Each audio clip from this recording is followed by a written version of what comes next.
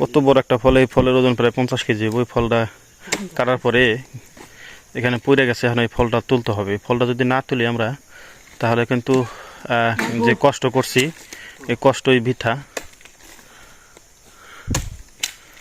এই ফল তোলার পরে আমরা এই ফলের টাকা পাবো, তাছাড়া কিন্তু আমরা টাকা পাবো না।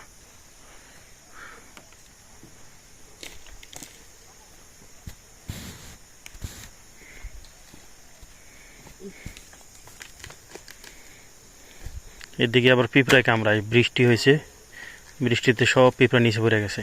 পিছলা যায় না দেখেন। হ্যাঁ হ্যাঁ উঠছে।